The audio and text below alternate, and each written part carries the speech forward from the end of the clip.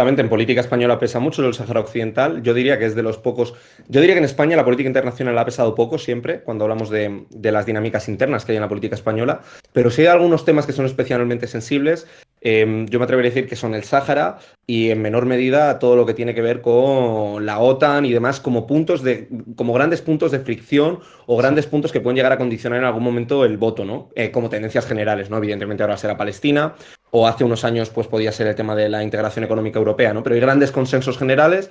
La política exterior española siempre hemos dicho que es una política muy por debajo del potencial de España, es una política muy predecible, que ha tenido unos ejes muy perdurables en el tiempo, y la cuestión saharaui, que fue una colonia durante casi un siglo, que se encuentra en un estatus de territorio no autónomo, es decir, que está pendiente de descolonización, pues hace que tenga una sensibilidad. Hay un montón de artículos, hay un montón de directos. Yo no quiero ser muy pesado con la introducción, pero desde luego es muy interesante. Es el territorio más grande pendiente de descolonizar de todo el mundo. Es la última colonia de África y tiene una dimensión apasionante que afecta tanto a España como también a la Unión Europea, como fundamentalmente a las relaciones en el Magreb, porque en el Sáhara confluye Argelia, confluye Marruecos, confluye Mauritania, confluye Túnez, por extensión confluyen los intereses neocoloniales de Francia, de España, de todos los grandes actores. O sea que el Sáhara siempre hay que estudiarlo y hay que estudiarlo más allá del titular y de la brocha gorda, ¿no? A ver si podemos hacer un poquito más.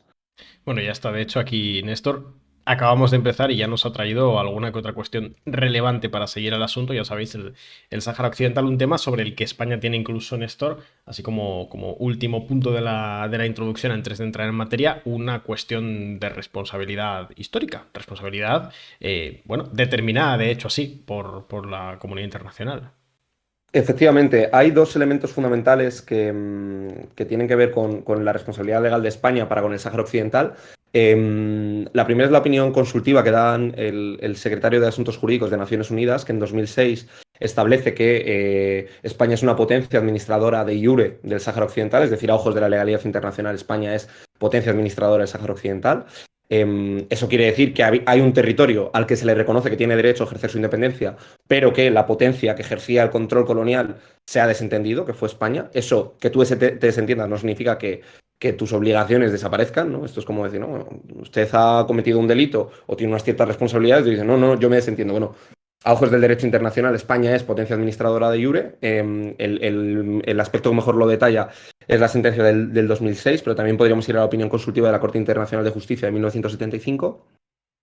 Y a nivel interno, yo siempre cito que esto me parece muy curioso, que es el auto 40-2004 de la Audiencia Nacional, cuyo ponente es Fernando Grande Marlasca, que es el actual ministro del Interior, y que en ese auto del 2004, como ponente de la Audiencia Nacional, establece que España es potencia administradora de iure del Sáhara Occidental, es decir, de iure quiere decir legalmente, de facto no, fácticamente no tiene presencia ya en el Sáhara Occidental, pero sí tiene una responsabilidad legal para con la que fue su colonia. ¿Por qué? Pues porque estamos hablando de un territorio que no se ha independizado, que el derecho internacional reconoce que tiene derecho a ejercer su derecho a la autodeterminación y que, por tanto, si usted estaba ejerciendo un control colonial, aunque se haya ido, ese territorio estaba bajo su administración. Y una administración de un territorio no se puede transferir, ¿no? Imaginaros, ¿no? No puede transferir un país la responsabilidad que tenga sobre una colonia o sobre una parte del territorio unilateralmente, ¿no? Hay mecanismos para regularlo.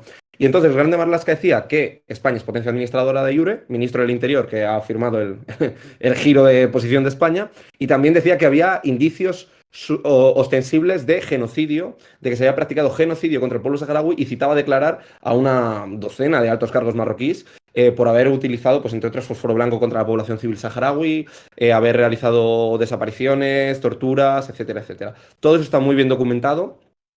Era cuando la justicia internacional, la justicia universal regía en España. Y bueno, pues yo creo que son dos pinceladas jurídicas que cualquier persona que tenga un poco de interés, pues ya solo por curiosidad puede ir, puede rebuscarlas y puede ver cómo tenemos al ministro del Interior afirmando que el Sáhara Occidental es una potencia que está bajo administración española y cómo además Naciones Unidas dice que se refrenda, ¿no? Entonces es muy singular, España se ha intentado desentender, pero esa responsabilidad está ahí. Y yo siempre digo que si hay dos documentos básicos para empezar, hay muchos, ¿no? Pero para por lo menos poder responder rápido y tener una buena orientación, podemos leer a nuestro actual ministro del Interior decir que somos potencia administradora y podemos leer a Naciones Unidas diciendo que somos potencia administradora y que la soberanía de un territorio no se puede transferir unilateralmente. España no puede transferir unilateralmente la soberanía de Castilla-La Mancha, igual que Francia no podría transmitir unilateralmente la soberanía de Guyana Francesa, igual que no se puede hacer en ningún caso, sea un territorio pendiente de descolonización o no. Efectivamente, que esa lógica de esos territorios pendientes de descolonización, ya sabéis que son en el marco más general de cuando pues bueno, el derecho internacional obligó a las potencias ocupantes o a las potencias rectoras a ayudar en la transición a un sistema de autogobierno, ¿no? El Sáhara Occidental, de hecho, no es el único territorio que está en esa lista. Luego, si queréis, vamos a poner algunos ejemplos para marcar un poquito más. Pero bueno, vamos a ir ya con la noticia de hoy, porque si no, no vamos a avanzar. Nos decía TIC, de hecho, que bueno, que en España en cierta medida también se sigue más a Palestina que al Sáhara Occidental. Depende un momento un poco del momento histórico, ¿no? Pero sí, ahora mismo sí. Gracias, por cierto, a Sir Jairax por su suscripción de nivel 1, 6 meses con nosotros. Bueno, gracias ahí por abrir la veda del directo. Néstor, voy con vamos a proyectar ese documento para que nos expliques un poco, además de este marco histórico que ya nos has dado, qué es lo que ha pasado hoy, qué es lo que tenemos hoy de nuevo. Bueno, pues hay una noticia muy relevante. Hace tan solo 6 días teníamos aquí un directo para hablar de la opinión que daba la abogada general de la Unión Europea. La abogada general de la Unión Europea no representa la institución final, es decir, no representa al Tribunal de Justicia de la Unión Europea. Su decisión no es vinculante, pero la abogada general de la Unión Europea emitía una opinión que se suele cumplir en casi todos los casos, es decir, lo que dice la abogada general de la Unión Europea suele ser lo que termina aplicando a la justicia europea, que decía que los acuerdos de pesca que habían firmado la Unión Europea y Marruecos eran ilegales.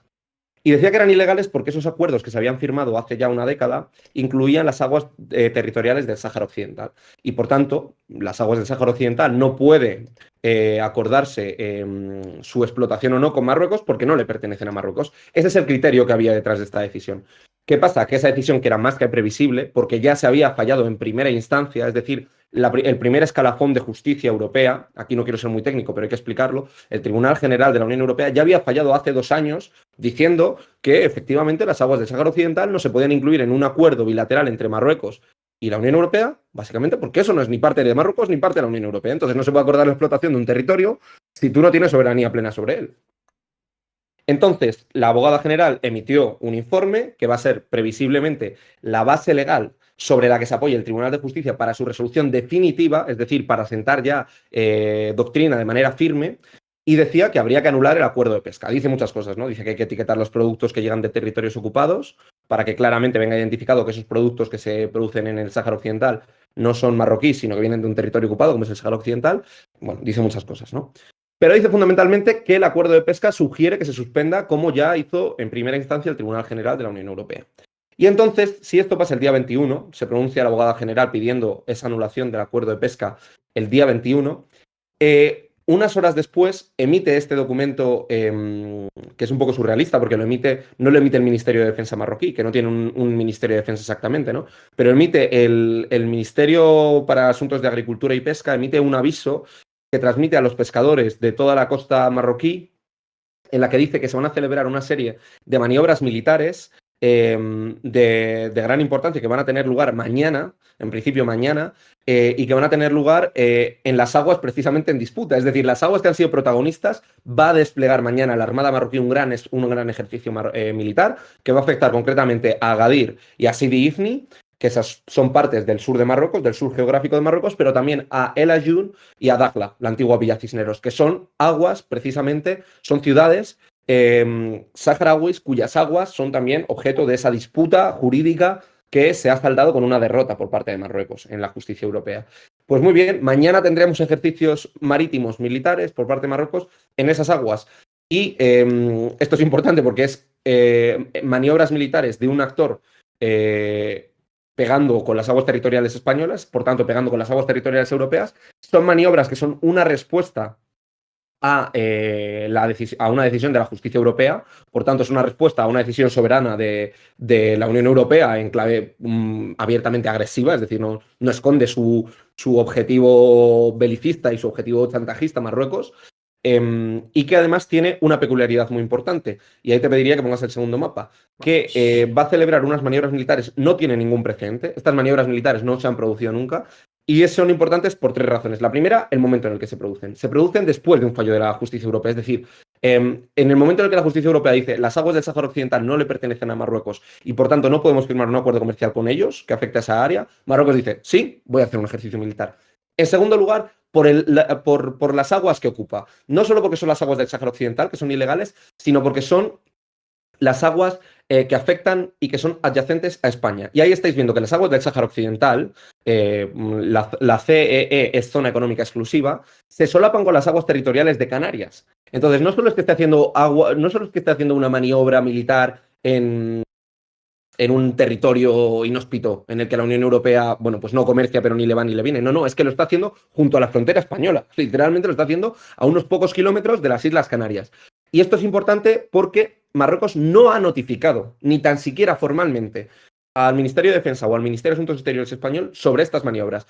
Esto es el pan nuestro de cada día en la diplomacia. Entre aliados se informa, incluso cuando no son entre aliados, por ejemplo, Marruecos y Argelia, en muchos casos, oficiosamente o de manera oficial, notifican que van a celebrar maniobras en la frontera, pues para evitar que haya un riesgo de escalada. Es que incluso Rusia, en muchos momentos en los que había tensión, notifica que va a celebrar unas maniobras militares para que no se entienda como una provocación. Marruecos no ha informado. ¿Por qué lo sabemos?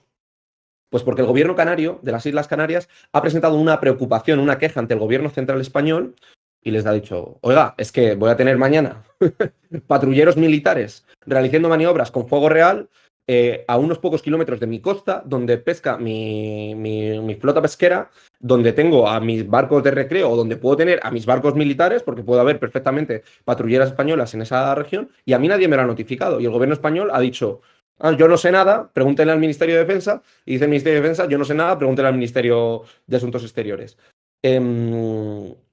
Y esto es especialmente es sensible también porque no solo está pegando a las Islas Canarias, sino que también es previsible que esté junto a las aguas que están en disputa, que son esa zona que estáis viendo coloreada, tachada, ¿no? Que es el famoso Monte Tropic, el volcán Tropic, que es una gran cadena montañosa, rocosa, de origen volcánico, que está varios kilómetros bajo tierra, bueno, varios cientos de metros bajo tierra, y que es rico en tierras raras, como el telurio, por ejemplo, que es un material estratégico y que va a ser un material del futuro para el desarrollo de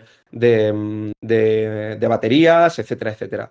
Bueno, pues esas tierras raras que a día de hoy no se están explotando porque no tienen no hay el grado de tecnología suficiente para explotarlo, son reclamadas por Marruecos. Son reclamadas por Marruecos sin ningún tipo de sustento, por dos motivos. En primer lugar, porque, como veis, esas aguas, que son la zona que está rayada, son las aguas saharauis. Es decir, si están limitando con alguna parte, son con las aguas saharauis, que no pertenecen a Marruecos. Pero es que, en segundo lugar, no solo está limitando con las aguas saharauis, sino que además Marruecos, la reclamación que hace, la hace sin ninguna gran base jurídica.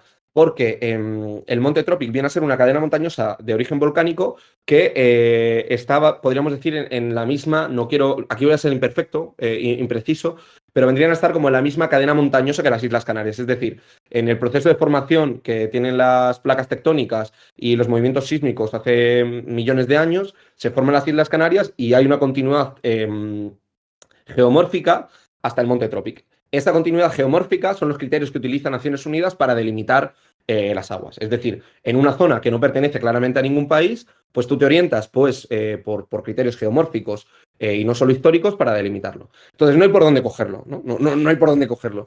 Pero aún así Marruecos va a hacer maniobras militares en unas aguas que reclama como suyas, que unilateralmente aprobó dos leyes en el Senado marroquí diciendo que son suyas, es decir, unilateralmente dijo, este es mi territorio marítimo, hagan ustedes de España lo que quieran.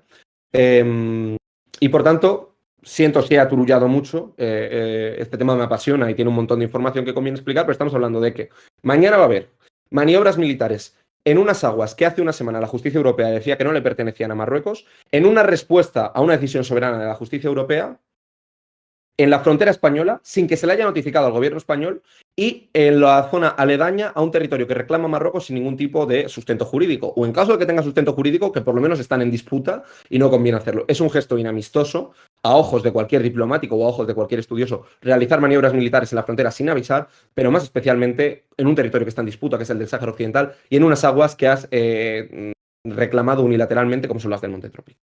Siento si me voy un poco por las ramas, espero que haya sido el contexto preciso, porque no estamos hablando de un tema menor, estamos hablando que mañana va a haber maniobras militares y que el gobierno canario ha expresado su preocupación, y en mi opinión esto es una expresión más de esa estrategia en zona gris que ejerce Marruecos, que es una estrategia de presión y de coacción sobre el conjunto de la Unión Europea, pero muy singularmente sobre España, en la que sin llegar a utilizar elementos que causen un conflicto armado, un conflicto bélico, es decir, no llegan nunca a buscar la confrontación armada directa, porque de hecho tienen una inferioridad, en mi opinión, pero sí que buscan activar mecanismos de presión que sin forzar un escenario de guerra permitan desgastar al enemigo, que en este caso es España, y conseguir concesiones estratégicas.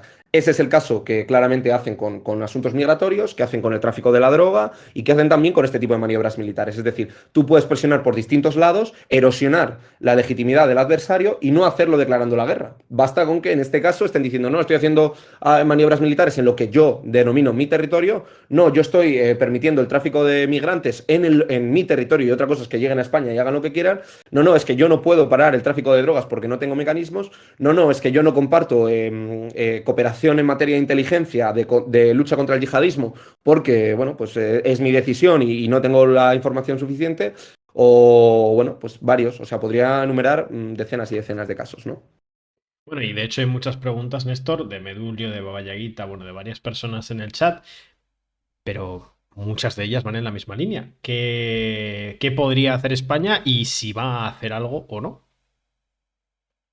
Bueno, me preguntaban hoy también, que ponía yo un tuit y me preguntaba un seguidor que qué respuesta puede dar España. Yo creo que, bueno, yo mi tesis doctoral precisamente versa del tema de la zona gris, ¿no? Entonces, yo es un concepto que está muy estudiado, que no lo uso despectivamente. De hecho, yo creo que la diplomacia y la política exterior marroquí es brillante porque están consiguiendo sacar mucho partido, siendo un país que económicamente, militarmente y geopolíticamente hablando, podría tener serias posibilidades para haber conseguido sus objetivos, ¿no? Y estamos viendo cómo ha normalizado las relaciones con España a costa de que España no tenga relaciones con Argelia, sin que se haya abierto la aduana con Ceuta, con Melilla, obteniendo concesiones en materia del Sáhara.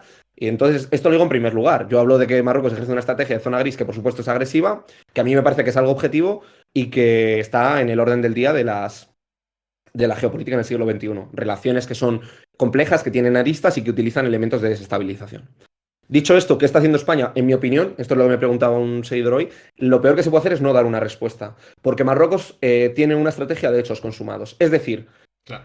vamos a ver, seamos claros, si Marruecos ve que hace unos ejercicios militares en unas aguas que no le pertenecen y que reclama como suyas y nadie responde, va a decir, joder, si no me he respondido, voy a empezar a pasar por aquí unas patrulleritas, ¿vale? Entonces voy a tener aquí a la flota real marroquí dando unas vueltas.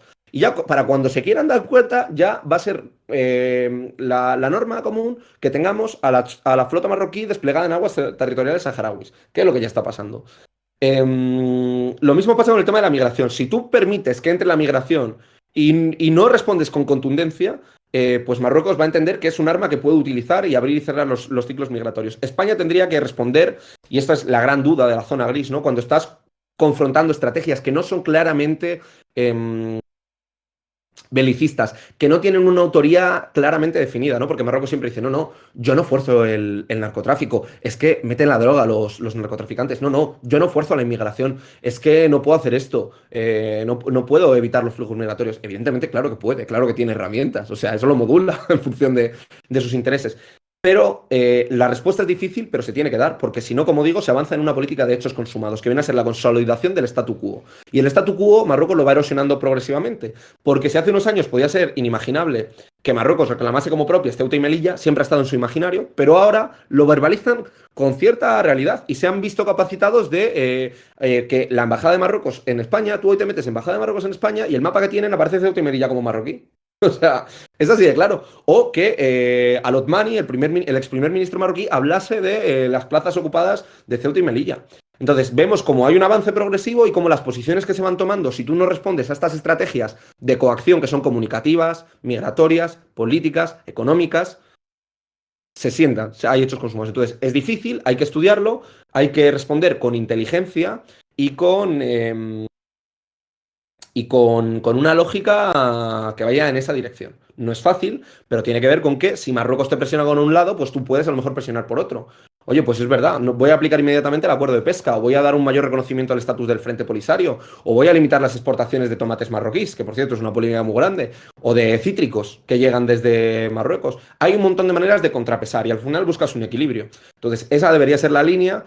que yo no lo digo porque lo tenga que hacer España, sino que en nivel general teorizamos, la gente que lo estudiamos se teoriza que hay que dar una respuesta en esa línea. A la zona gris, que es una estrategia de confrontación sin llegar al escenario de confrontación militar, se tiene que responder pues un poquito en la misma línea.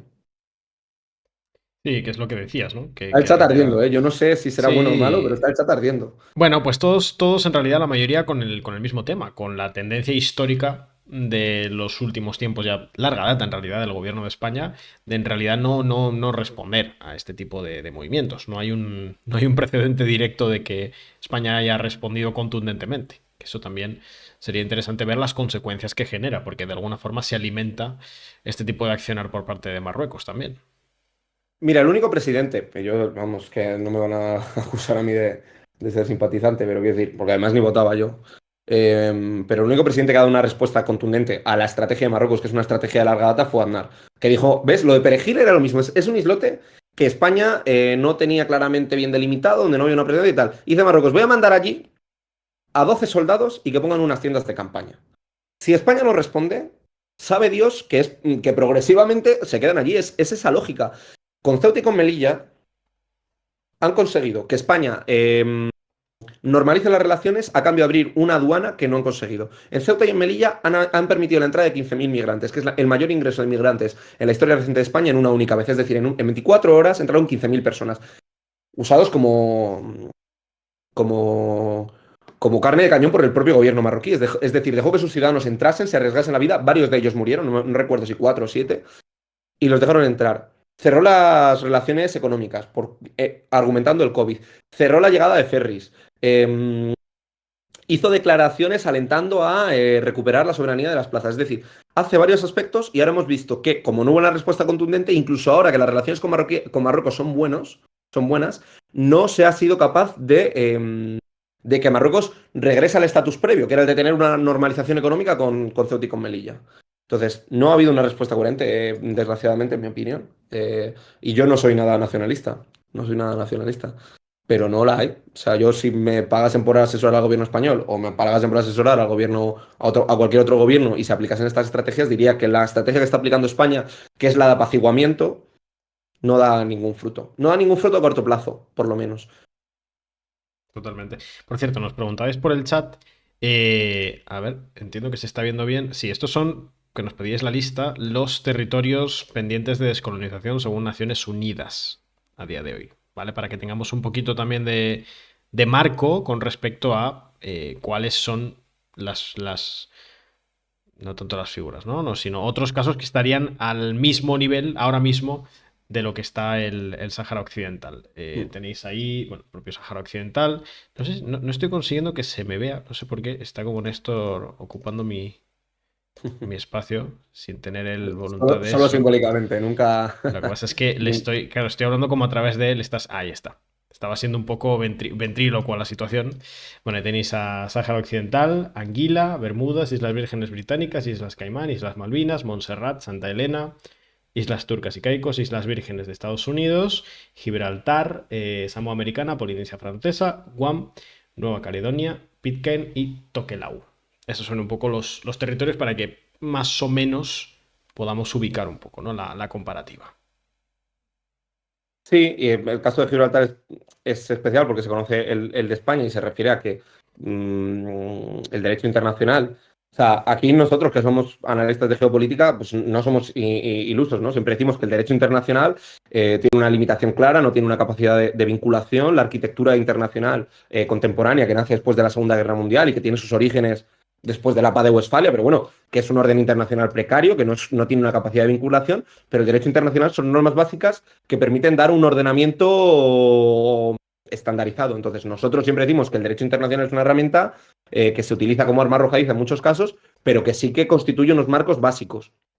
Y, por ejemplo, en el caso concreto de la descolonización, está muy claro, muy bien definido, se reconoce el derecho a la autodeterminación de los pueblos, el derecho a la independencia, a la continuidad de las fronteras coloniales, en el caso de África, y ha sido la base sobre la que se ha argumentado todo. Entonces, tienes algunos casos que son pues, muy menores, como puede ser pues, Santa Elena, Turcas y Caicos, Vírgenes de los Estados Unidos, donde hay poca población y realmente pues, no hay un gran conflicto, pero ves otras como el Sáhara Occidental, que tienen una singularidad muy importante, o o Nueva Caledonia, donde hemos tenido 3 referéndums de independencia, y al final el estatus que les otorga el derecho internacional son claros. Yo por eso digo, cuando dicen, no, el Sáhara Occidental, tal y cual, bueno, yo es que no me he metido nunca a decir, porque yo no, como no voy a votar en un referéndum eventual, porque no soy saharaui, pero es claro que el estatus que se le reconoce es el de un territorio pendiente de descolonización. El derecho internacional es claro al respecto, no hay ningún tipo de duda.